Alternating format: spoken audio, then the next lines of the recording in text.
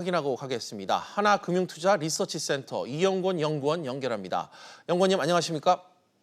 네, 안녕하십니까? 네, 먼저 오늘 증시 마감 분위기 어땠는지 알려주시죠.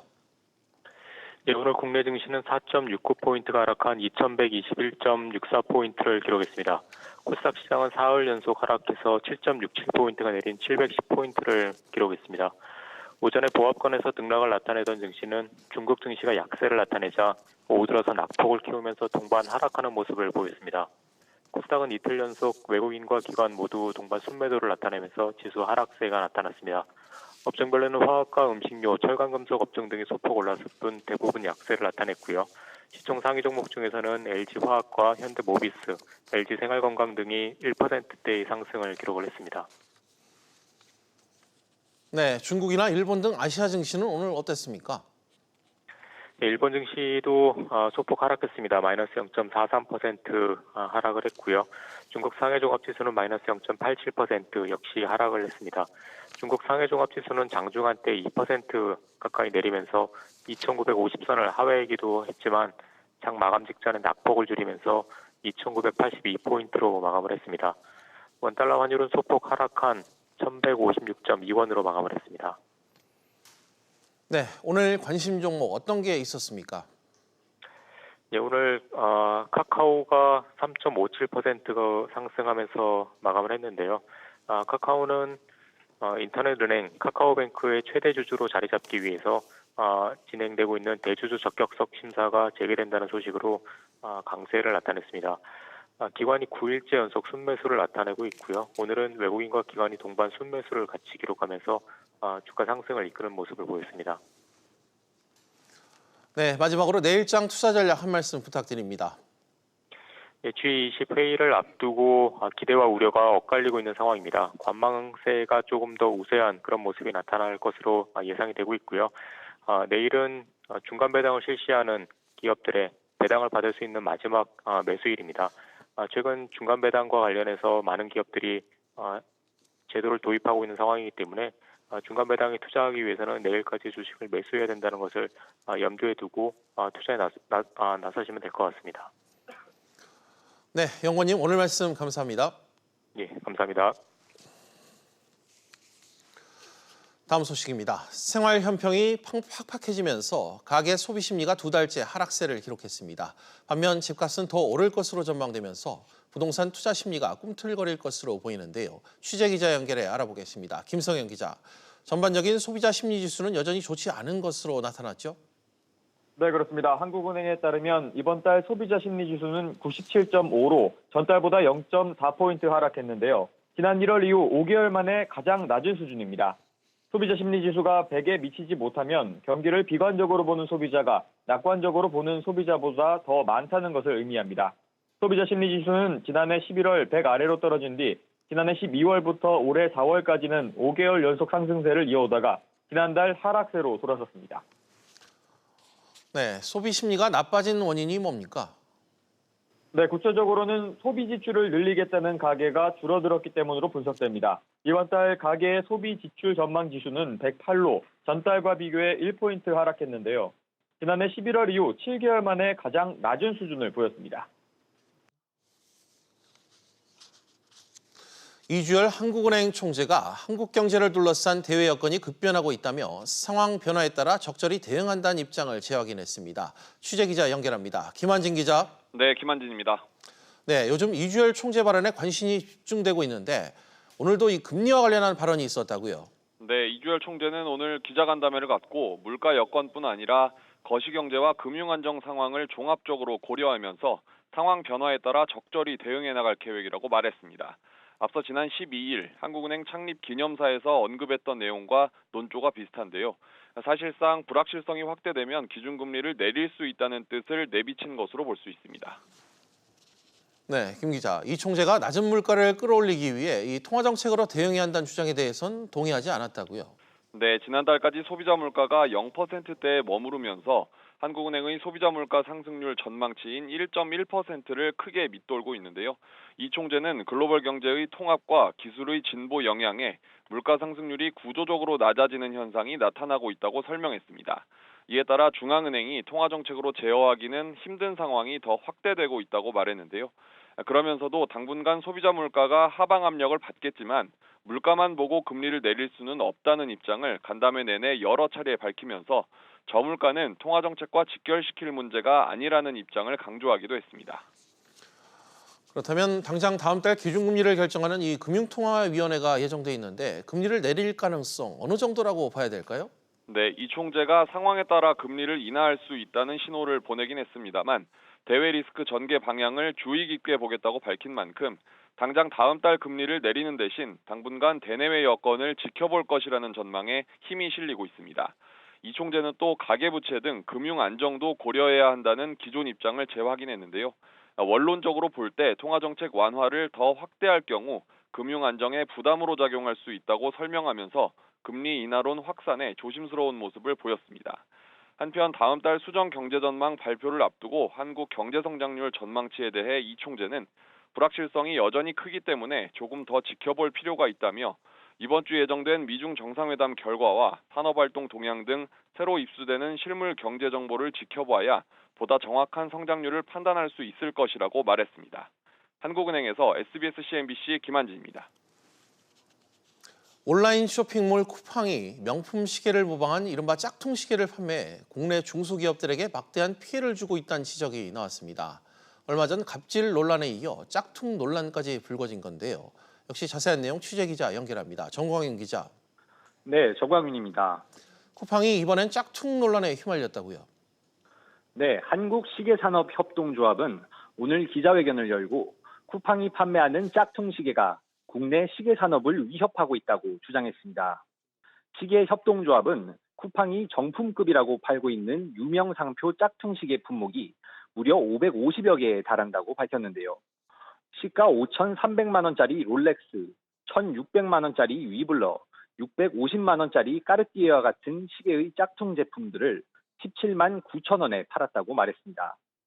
누가 봐도 그 가격에 살 수 없는 가짜지만 판매자는 제품 사진을 올리면서 정품급, 레플리카라는 애매한 표현으로 소비자를 현혹했고 쿠팡 측은 이를 방관했다고 강조했습니다. 조합은 또 쿠팡이 제품 상표를 허위로 표시하지 않았다는 이유로 제품 전자상거래 소비자보호법에 저촉되지 않는 것도 문제라고 지적했습니다. 그러면서 짝퉁 시계 판매로 국산 시계 산업이 피해를 입고 있다며 판매를 즉각 중단하고 공개 사과와 함께 배상을 요구했습니다. 네, 정 기자. 쿠팡 측은 어떤 입장인가요?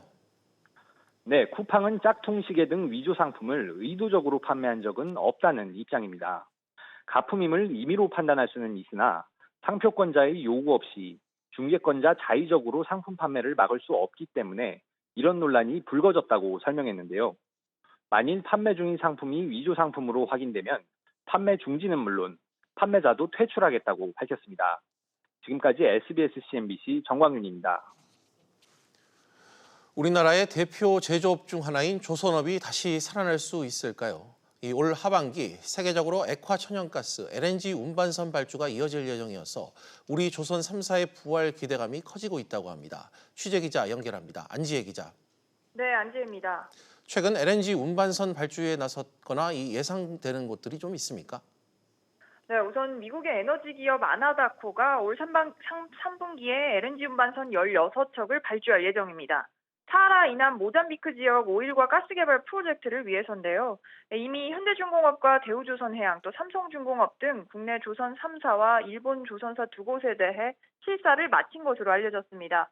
또 세빙선 건조 경험이 많은 삼성중공업은 러시아가 추진하는 북극용 LNG선 수주 유력 후보로도 꼽히고 있습니다.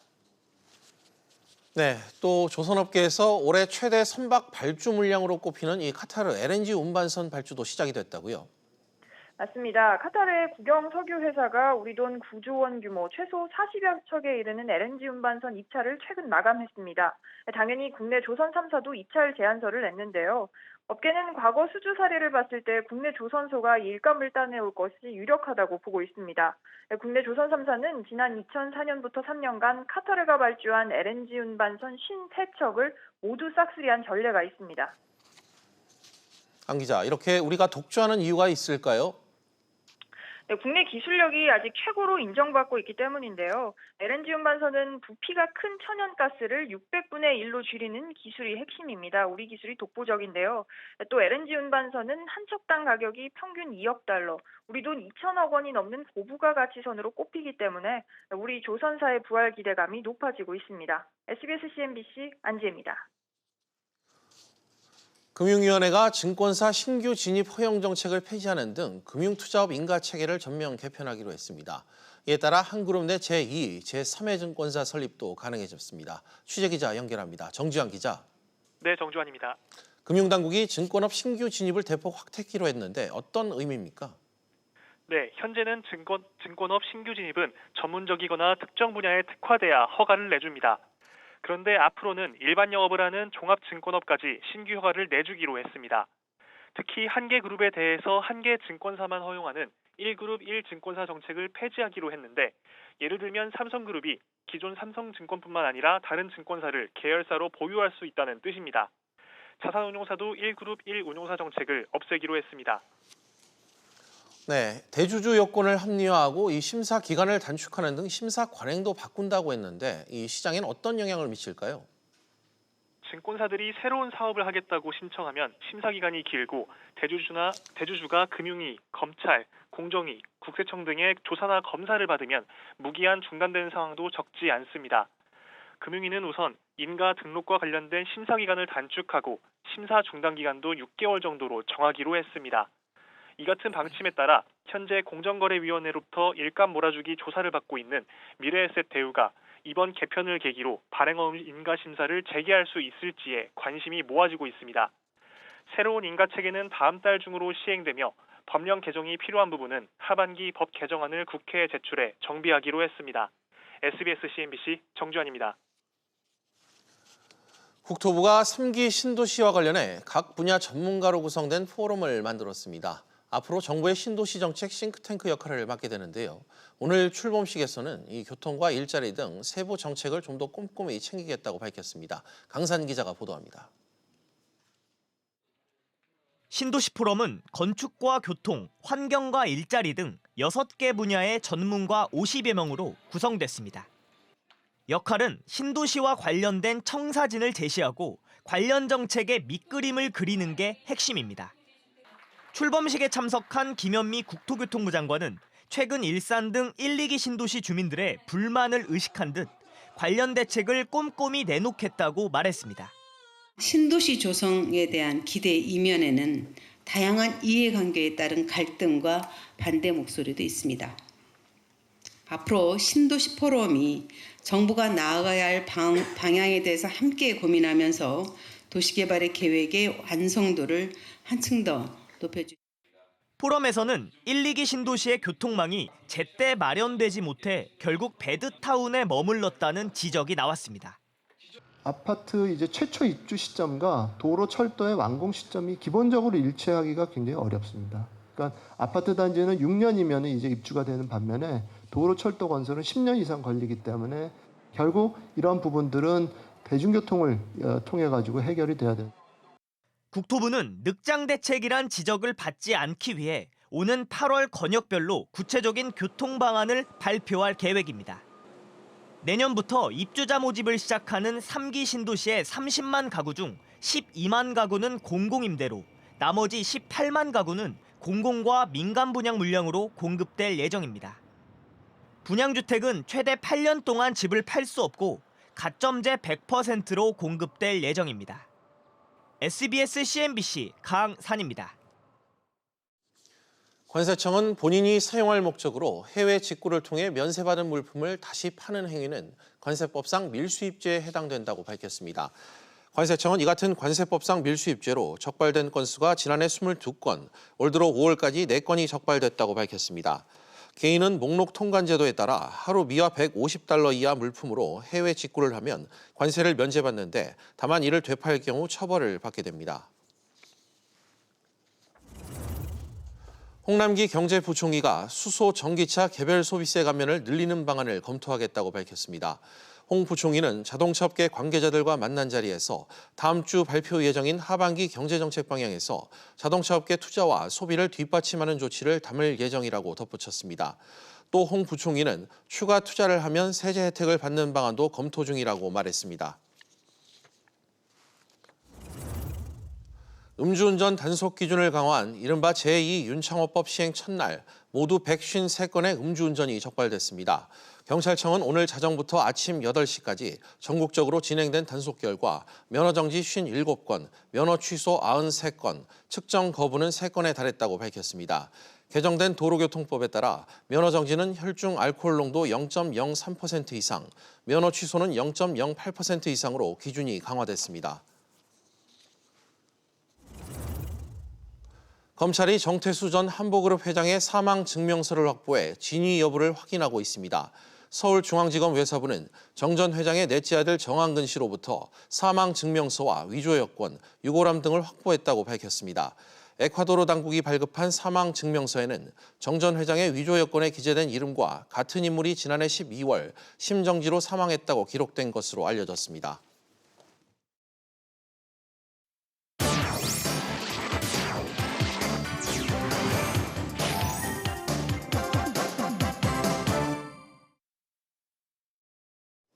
주요 이슈를 체크해보는 시간 이슈체크 오늘입니다. 그럼 바로 첫 번째 이슈부터 만나보도록 하겠습니다. 화면부터 보시죠. 집배원 총파업 61년 만. 전국 우정노조가 사상 첫 파업 돌입을 예고했습니다. 최근 잇따른 집배원 사망이 경무로 인한 것이라며 근로여건 개선을 요구하고 있는데요.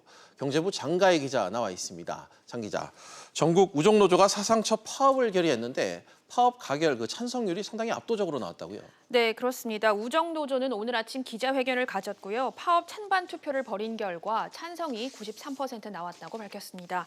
노조는 현재 중앙노동위원회에 쟁의조정, 집중교섭을 병행하고 있지만 타결이 될지는 미지수입니다.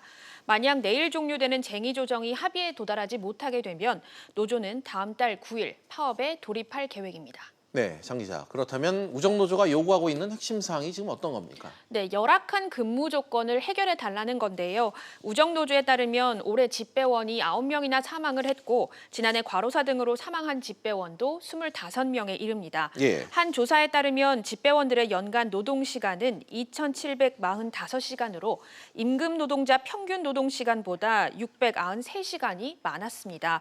여기에 격주로 토요 근무를 해야 해서 주 5일제마저 지켜지지 않고 있는 상황입니다. 예. 이 때문에 정규직 집배원 증원 등을 우정사업본부와 합의했지만 국회에서 관련 예산을 삭감하면서 이 같은 계획이 무산된 상황입니다. 우정노조 위원장의 말을 들어보시겠습니다.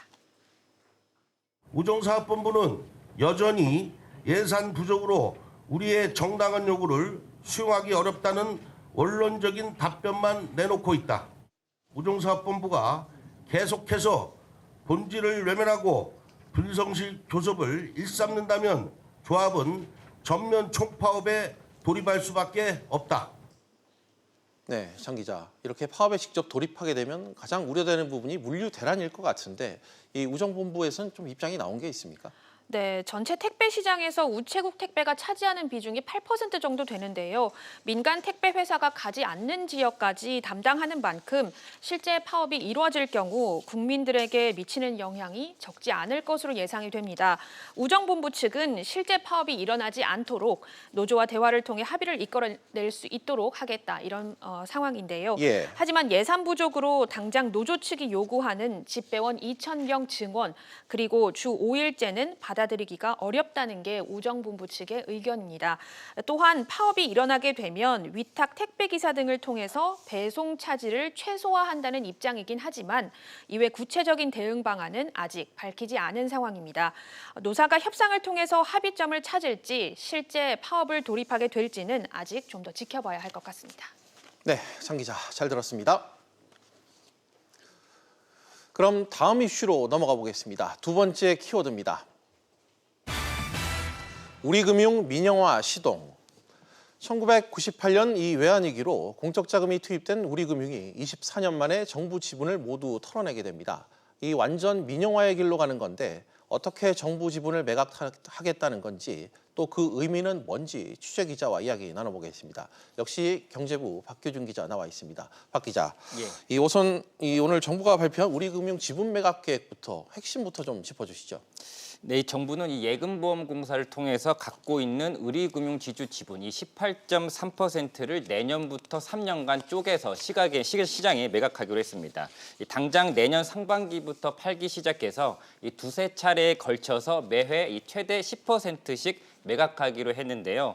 금융위 발표로는 늦어도 2022년도에 매각을 끝낸다는 그런 상황이지만 시장 상황이 좋아서 10%씩 순조롭게 매각이 되면 완전 민영화 시기는 계획보다는 앞당겨질 수 있습니다. 예. 실제 이 담당 국장은 이 기자 질문에 만약 내년에 10%, 또 내후년에 10%씩 팔리면 이르면 2021년도에 완전 민영화가 달성될 수 있다 이렇게 밝혔습니다. 네, 박 기자 지금 말씀하신 것처럼 정부 지분이 좀 순조롭게 팔린다면은 좀 24년 만인가요? 완전 민영화가 되는 건데 왜 이렇게 지분 매각이 오래 걸리나 이런 생각도 듭니다. 네, 말씀하신 것처럼 지분 매각이 오래 걸린 거는요. 매각 방식에 문제가 있었기 때문인데요. 예. 이 우리금융지주에 정부 돈이 들어간 게 1998년이고요. 2022년도에 정부가 지분 매각을 다 하겠다는 거니까 이 공적 자금 굴레에서 완전히 벗어나는 데 24년이 걸리는 셈입니다. 사실 정부가 2010년도부터 본격적으로 지분 매각을 하기 시작했는데 번번이 실패했습니다. 그 이유는 이 당시 50%가 넘는 예보 지분을 한 곳에 이른바 통매각하려다 보니까 사려는 투자자가 많지 않아서 경쟁 입찰이 불발되기도 했고요. 아예 입찰 제안서를 내지 않은 경우도 있었습니다. 예. 이 산업자본 정도는 돼야지 그만한 지분을 인수할 수가 있는데 이 금산분리 규제에 막혔던 요인도 그동안 지분 매각이 오래 걸렸었던 그런 요인이 됩니다. 예. 이에 정부가 2016년 11월에 지분을 4에서 8%씩 쪼개서 매각하는 방식을 택해서 결과적으로 그 당시에 부분 민영화는 거둘 수 있게 됐습니다. 네, 사실 올 초 이 우리금융 관련해서는 이 올 초 지주사 전환 또 최근에 민영화 작업 시동까지 금융시장에서는 적지 않은 이벤트로 좀 찍히고 있는데 시장에 좀 어떤 영향을 미칠까요? 네, 그 아까 말씀하신 지주사 전환과 이 완전 민영화 이 두 가지가 우리 금융지주로서는 가장 큰 핵심 과제였는데 이 두 가지 불확실성이 모두 제거된 겁니다. 이 우리금융은 2001년 4월에 이 국내 최초 금융지주사로 설립이 됐는데 이 민영화 과정에서 이 작업을 위해서 2014년 11월에 지주사가 해체가 됐고 4년여 만인 올 1월에 최근 1월에 비은행 강화 등을 위해서 다시 금융지주사로 부활이 됐습니다. 네. 다만 내부적으로는 이번 자녀지분 매각 관련해서 또 우려도 제기가 되는데요. 이번에 금융위원회가 이 신규 투자자의 지분 매입을 유인하기 위해서 사회이사 추천권도 주는 것을 고려하고 있다고 했는데 이를 두고서 이미 사회이사 추천권을 행사하고 있는 기존 과점 주주들이 반발할 수 있다고 내부 관계자는 전했습니다. 네, 박 기자 잘 들었습니다. 네, 이제 마지막 이슈 짚어보도록 하겠습니다. 세 번째 이슈입니다. 현대차의 딜레마, 최저임금. 현대자동차가 이 두 달에 한 번씩 지급해온 이 상여금을 매달 지급하는 형태로 취업 규칙을 바꿉니다. 최저임금법 위반을 피하기 위한 고육지책인데요. 산업부 윤지혜 기자와 짚어보도록 하겠습니다. 윤 기자, 네. 현대차가 이 직원들에게 상여금을 지급해주는 방식을 바꿨다고요? 네, 현대차와 현대모비스가 지난주 노조에게 공식 통보를 했습니다. 상여금을 지급하는 방식을 바꾸겠다 이건데요. 현대차의 경우 그동안 매년 기본급액 750% 정도에 달하는 상여금을 이 두 달에 한 번씩 나눠줬습니다. 앞으로는 이 매달 12개월로 나눠서 월급처럼 지급하겠다는 겁니다. 예, 어차피 같은 금액을 주는 것으로 알고 있는데 왜 이렇게 취업 규칙을 바꿨을까요? 네, 최저임금법 위반을 피하기 위해서인데요. 이번 달 최저임금법 위반 처벌 유예 기간이 끝납니다. 계도 기간이 끝난 당장 다음 달부터는 최저임금법을 위반하면 회사 대표가 3년 이하 징역이나 2천만 원 이하의 벌금 처벌을 받게 됩니다.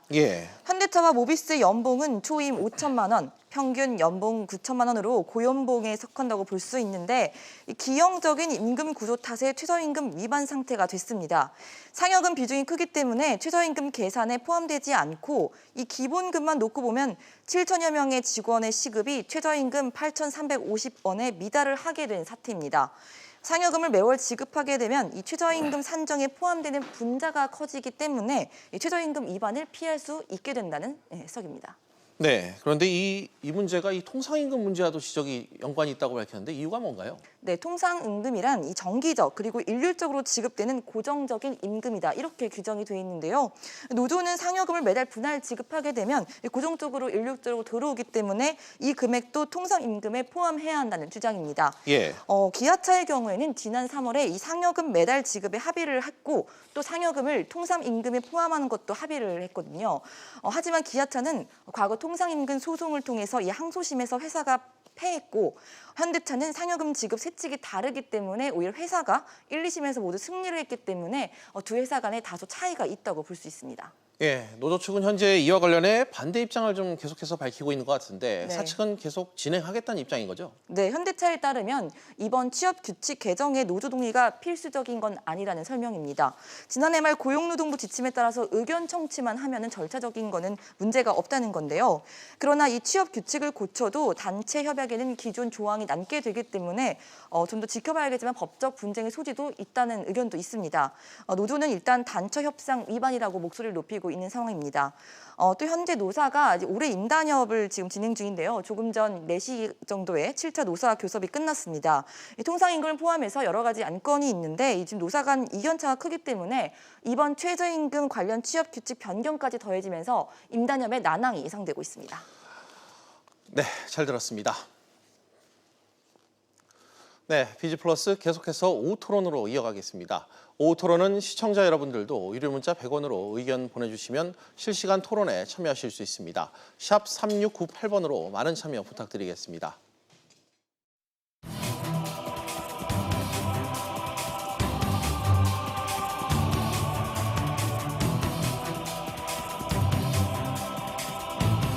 어떠한 경우에도 주택시장의 규제를 완화하거나 투기 수요의 유입을 허용하는 일은 없을 것입니다.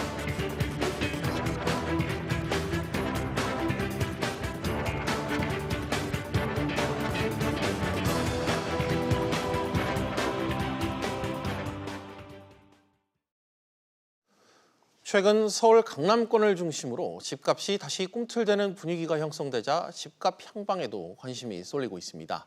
물론 집값이 바닥까지 내렸다, 아니다, 일시적 현상이다, 시장 전망은 여전히 엇갈리고 있는 이 상황인데요.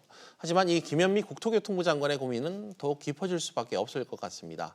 취임 후 2년 동안 이 흔들림 없는 정책 추진 의지를 보이며 시장을 이끌어 왔습니다만 정책 약발이 다했다는 평가와 함께 입지가 최근 흔들리고 있기 때문입니다.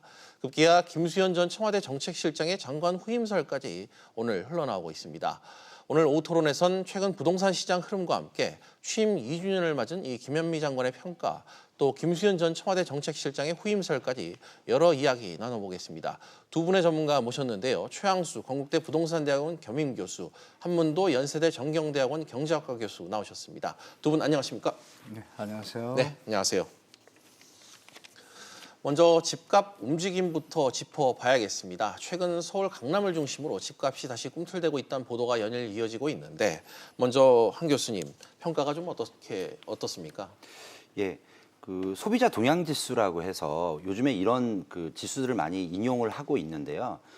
CSI 지수라고 하는데 이 중에서 6월 달 그 CSI 지수가 그 25일 날 발표가 됐습니다. 이게 지난달보다 이제 93에서 97로 이제 오르기는 했거든요. 그래서 최근에 또 보면은 매물이 좀 감소하는 어떤 그런 측면들도 있어서 그 약간은 어떤 추세 반전 정도는 아니지만 어쨌든 그 경기 자체가 부동산에 대한 어떤 수요라든가 이런 것들이 조금 예전보다는 늘어나고 있는 추세는 분명한 것 같습니다.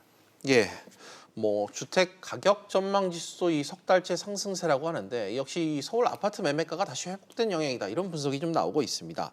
한 교수님께 다시 한번 여쭙겠는데요. 이 분석을 좀 어떻게 보세요?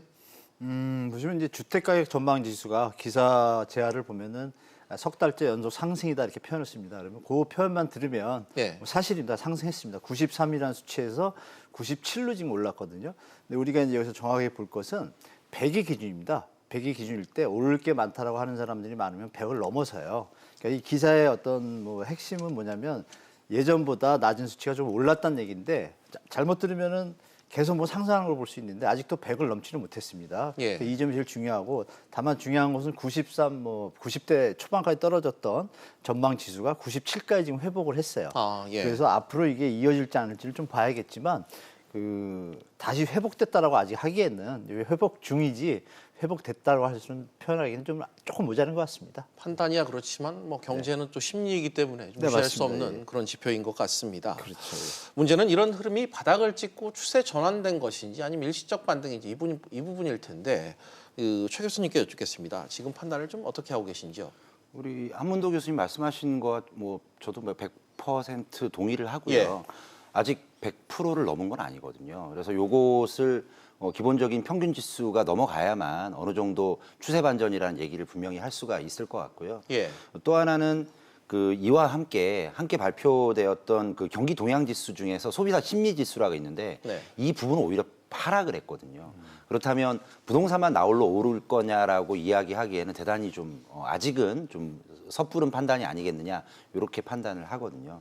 그래서 아직은 이게 추세 전환이라든가 이런 건 아닌데 아마 다음 달이나 다다음 달 정도 되면 그러니까 소비자 동향 지수 중에 이제 주택 동향 지수 같은 경우가 100을 넘는다 이렇게 예. 한다면은 어느 정도는 추세 반전했다라는 어떤 그런 시그널을 긍정적으로 판단해도 되지 않겠나. 그때 한번 판단해보자라고 말씀드리고 싶고 뭐 좀 유보를 아직은 하고 싶다 이런 말씀을 드리고 싶네요. 그러니까 좀 더 뚜렷한 지표가 나왔을 때 좀 파악이 가능하다. 좀 이렇게 좀 이해를 해보겠습니다. 추이는 이제 뭐 석 달 연속 이제 반전된 거, 그러니까 상승하는 건 맞긴 맞는데 예. 절대적인 어떤 지표도 분명히 중요하거든요. 그런 그렇죠. 면에서 본다면 아직은 섣부르게 뭐 이렇다 저렇다 판단하기 이르다 이렇게 말씀드리겠습니다. 알겠습니다. 최근 부동산 시장이 바닥을 찍었다 아니다 이 논란을 가지고 좀 논란이 상당히 분분합니다. 같은 내용으로 좀 여쭙겠습니다. 어떻게 보세요? 바닥을 찍었다라는 표현을 쓰고 싶은 시장 참여자들도 계시고 예. 또 반대쪽에 계신 분들은 아직도 보합 중이다 아니면 또 하락 하방향 경향이 좀 있다 이렇게 표현할 수 있는데요. 예. 우리가 볼 부분은 그겁니다. 분명히 석 달 전보다는 분명히 계속 오르고 있어요. 그리고 가격도 호가도 많이 올랐는데 이제 거래량이 좀 받쳐주질 못하죠. 중요한 것은 지금 이제 비수기로 들어가고 있고, 예. 그래서 제가 볼 때는 비수기가 지나면서 이 추세가 이어진다라면 가을에 가면 또 이제 주택이 이제 약간 성수기가 있기 때문에 그때까지 보시고 시장을 판단하는 게 정확할 것 같습니다. 지금 아직 좀 이른 판단인 것 같습니다. 알겠습니다. 상황을 좀 조심스럽게 판단하고 계신 두 분의 얘기 들으셨고요. 최 교수님 좀 네. 여쭙겠습니다. 전망과 판단이야 뭐 어찌 됐던 간에 지금 상황이 주무부처인 이 김현미 국토부 장관 입장에선 썩 달갑지 않은 상황인 거죠. 그렇습니다. 2017년 8월 2일 날 파리 조치 이후에 예. 9.13, 작년 9.13 조치까지 굵직한 정책만 이제 손꼽아 본다면 8차례에 걸친 네, 많이 정책들을 나왔죠. 쏟아냈었는데 이런 8차례의 어떤 그런 굵직한 정책을 통해서 겨우 집값이 가격적인 측면에서 안정화됐다라고 생각하는데 예. 이 부분들이 조금씩 반전이 되고 실제 추세 반등이 된다라고 한다면 그동안 폈던 정책들 자체가 굉장히 허사라는 인식이 될 수가 있으니까 그렇죠. 정부 입장에서 상당히 다급해지는 어떤 그런 측면도 있지 않겠나 이런 생각을 조심스럽게 해보고 싶거든요. 예. 그래서 이런 부분들이 만약에 지속이 되면은 정부는 추가적인 어떤 카드라든가 이런 것들을 어떤 카드를 갖고 있을까 뭐 저도 궁금하고 소비자들이라든가 시청자들도 상당히 궁금한 대목이 아닐까 이렇게 생각됩니다. 주무부처의 고민이 그동안 2년여간 펼쳐왔던 8차례 부동산 정책이 최근에 집값이 반전됐을 경우 무위로 돌아갈 수 있다. 이런 우려가 좀 반영됐다는 의견을 좀 주셨습니다. 사실 이번에 김현미 장관이 취임 2주년을 맞았습니다. 부동산 시장 안정에 어느 정도 효과를 거뒀다는 긍정적인 평가도 있습니다만 이 무리한 대책 추진에 부작용을 키웠다는 지적도 분명 나오고 있는 게 사실입니다. 시장의 평가가 그만큼 엇갈리고 있다는 건데요. 잠시 먼저 이 김현미 장관의 말, 최근 2주년 때 했던 말 듣고 이야기 이어가 보겠습니다. 국민의 집 걱정을 덜어드리는 것은 정부의 기본 임무입니다. 따라서 어떠한 경우에도 경기 부양을 위해 주택시장의 규제를 완화하거나 투기 수요의 유입을 허용하는 일은 없을 것입니다. 규제의 보완은 무주택자나 실수요자에게 더 많은 기회와 도움을 드릴 수 있는 방향 속에서만 검토될 것입니다.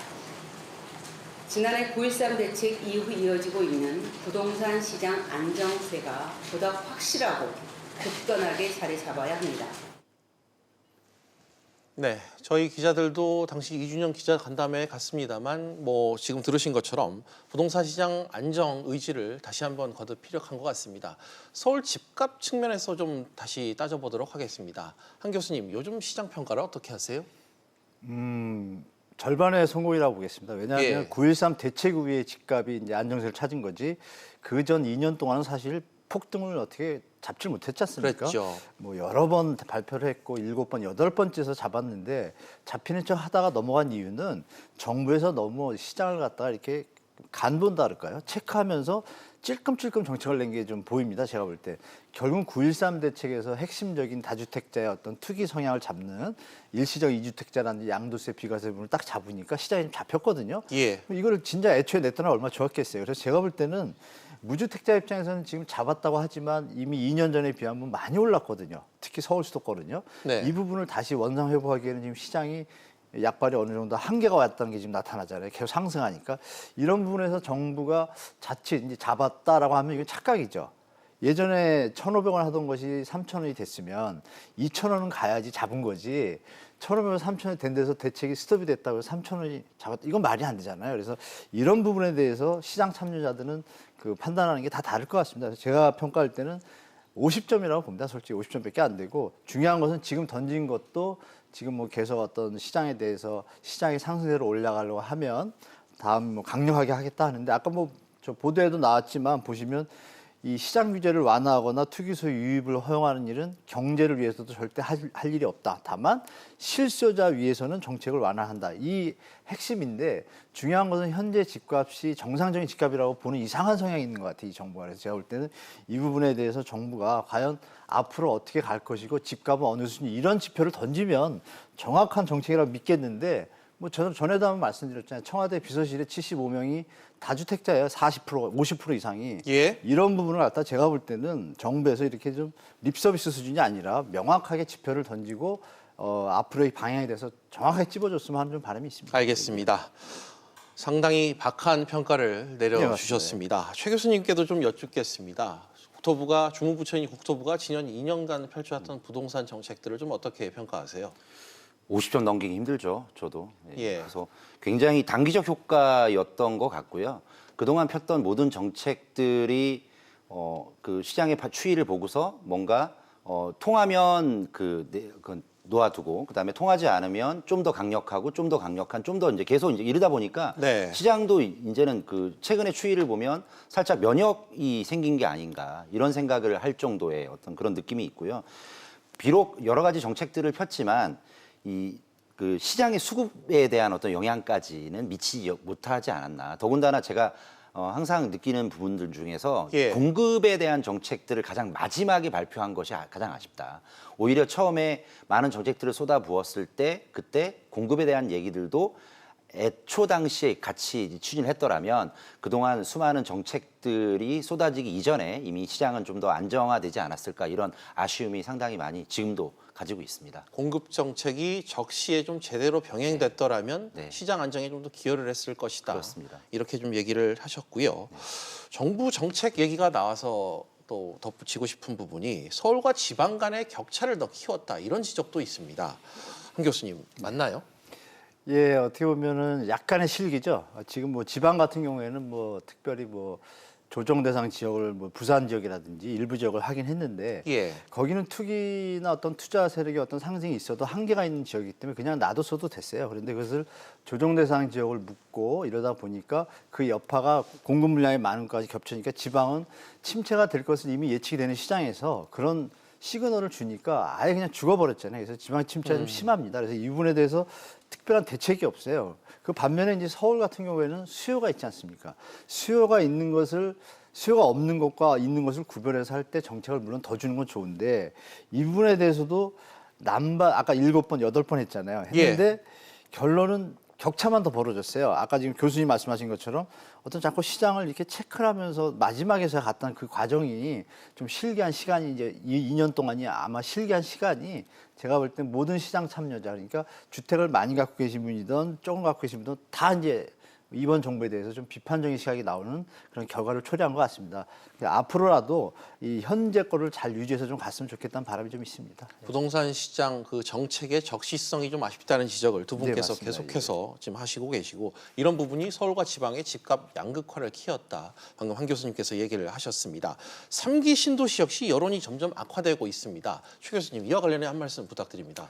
그 3기 신도시가 기존에 있는 1기라든가 2기 신도시보다 그 직주 근접성에서 비교 우위에 분명히 있거든요. 그렇죠. 그러면 이제 그런 부분에 대해서도 불만이 있는데 더군다나 더 심각한 게 그 특히 2기 신도시 같은 경우에는 아직 다 분양이 완료됐거나 공급이 다 완료된 상태가 아닌 상태에서 더 우월하고 비교 우위에 있는 지역에 주택 공급을 하다 보니 뭐 추가 분양 물량이라든가 이런 부분들도 최근에 나왔던 그런 분양도 상당히 이제 어려움을 겪고 있고 앞으로도 그럴 것이라고 예상이 되는 것이 있거든요. 그렇다면 이미 1, 2기 신도시 주민들 같은 경우에는 굉장히 좀 어려운 그런 상태로 빠질 수도 있고 예. 만약에 주택 가격을 그 안정화시키는 것들이 목적이라 하더라도 어떤 사람들도 본인의 집값이 현재 가치보다 명목 가치라도 떨어지는 것들을 바라는 사람들은 내가 그 당사자가 된다면 누구도 수용하기는 굉장히 어려운 얘기일 수 있지 않습니까? 그러면 이런 부분에 대해서 분명히 책임이라든가 누군가를 책하거나 원망하는 어떤 그런 대상을 찾을 텐데 지금 이런 정책들은 뭐 장기적으로 안정화되는 어떤 측면들도 있지만 예. 모든 것들이 완료가 되지 않은 상태에서 계속 이렇게 밀어붙이는 거에 대해서는 1, 2기 신도시 주민들 입장에서는 굉장히 불평이나 불만을 가질 수밖에 없는 이런 뭐 현재 상황이라고 볼 수 있겠습니다. 알겠습니다. 부동산 정책에 대한 아쉬움 두 분께서 지적하셨고 서울과 지방의 집값 격차 그리고 신도시 여론의 악화 문제까지 함께 이야기 나눠봤습니다. 이번엔 김수현 전 청와대 정책실장 후임설 얘기 이어가 보겠습니다. 한 교수님께서는 김 전 실장의 등판론 부동산 시장에서 좀 화제가 되고 있는데 어떻게 보셨습니까? 일단 뭐 김수석이 일단 그 청와대 정책실장이 바뀌면서 김상조 위원장님으로 바뀌면서 예. 이제 학교에 가서 좀 쉬겠다라고 말씀하셨는데 김현미 장관 후임으로 이제 한다는 얘기가 지금 자꾸 나오고 있어요. 나오고 있는데 제가 개인적으로 들을 때는 김현미 장관님이 원래 부동산 전문가가 아니시잖아요. 이부 국토부 장관이 그런가요?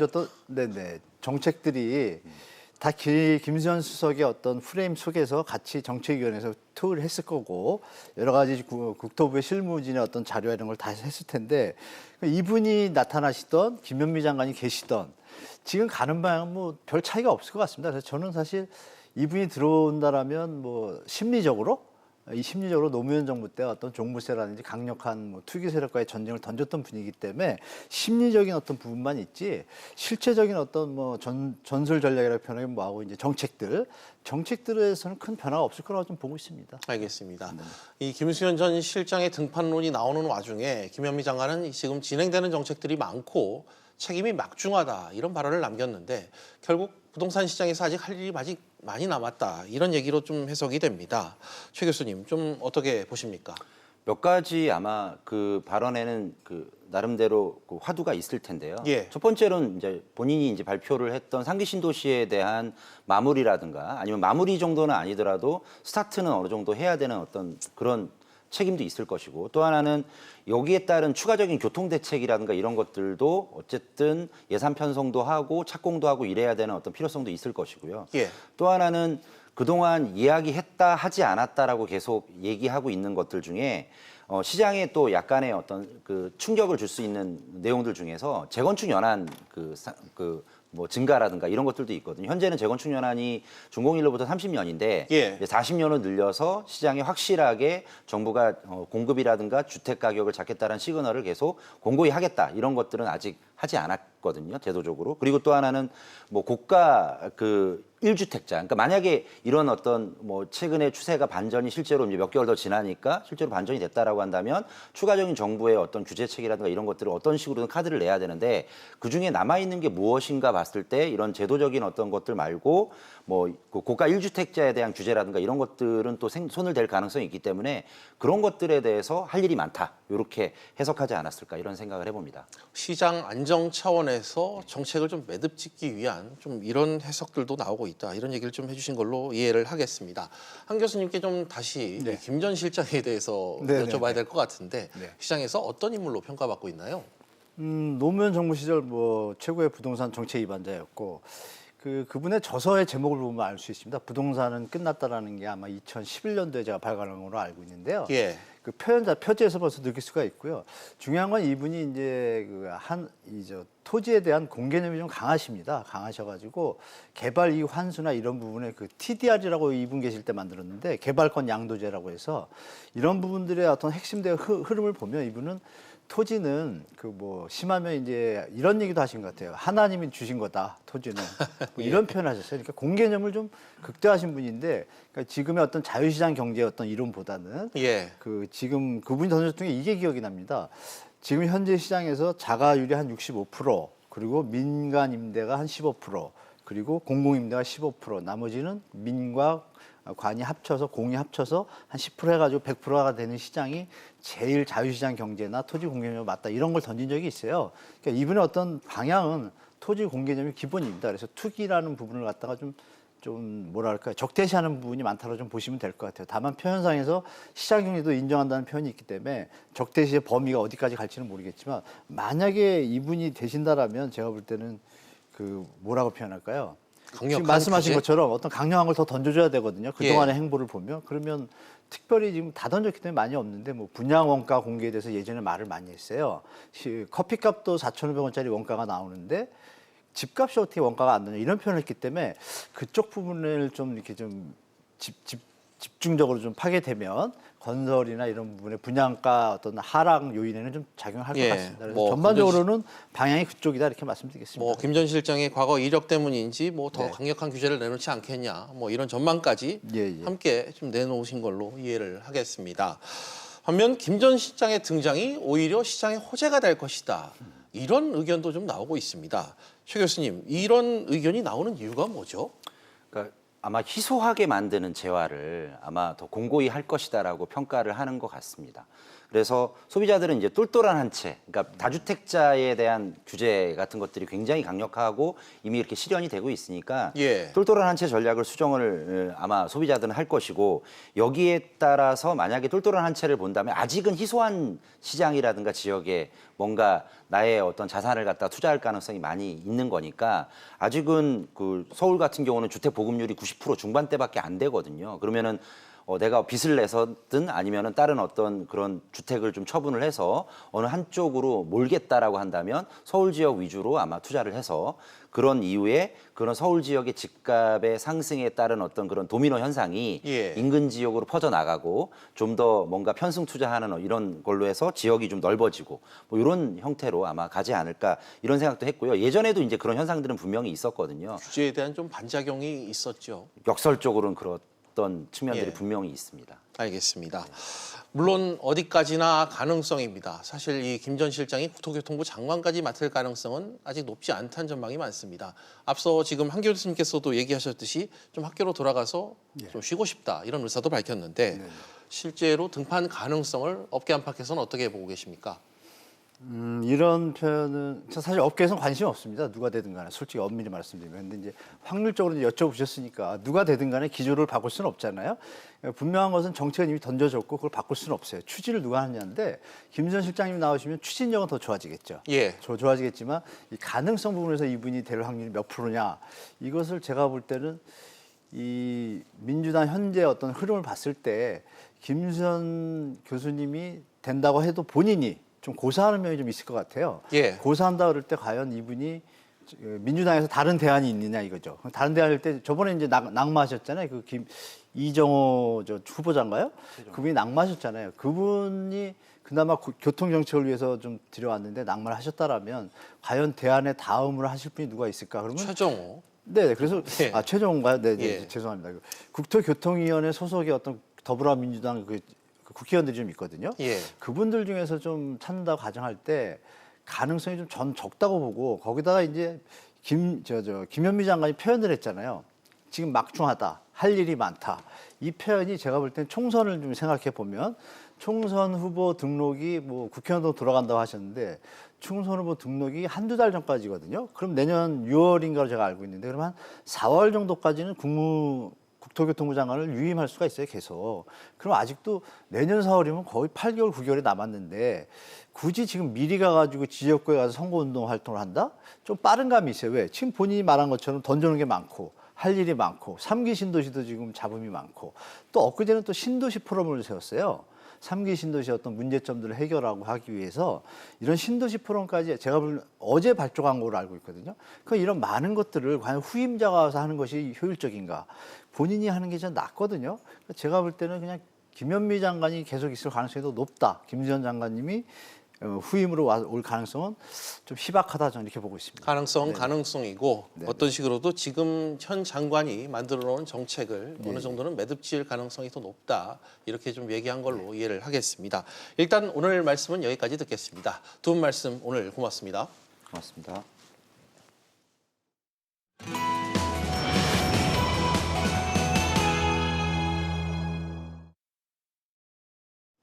비즈 플러스 오늘은 여기까지입니다. 다음 뉴스는 7시 뉴스 프리즘으로 이어집니다.